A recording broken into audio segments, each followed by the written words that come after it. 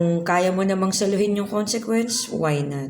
Yun nga lang, minsan kailangan mo din tapikin yung sarili mo kasi baka mamaya, sa sobrang wala kang pakialam, hindi mo alam na may mga na-offend ka na pala because of your actions. Number 2, respect begets respect. Respect is something that you gain but you don't impose. Kung papanoorin niyo yung buong video na in-stitch ko, meron dun part na sinasabi niya na golden rule lang yan eh.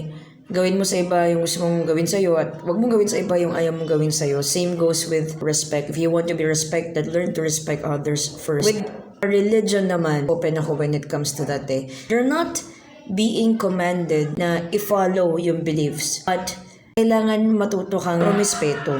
Kasi same thing eh. Parang sa ano lang yan eh. Kung halimbawa, titirahin yung pamilya mo, personal yan, tapos idadama yung family mo, di ba sasabihin mo rin na, huwag mo idama yung pamilya ko, ako na lang. Lahat po tayo is may mga bagay na mahal at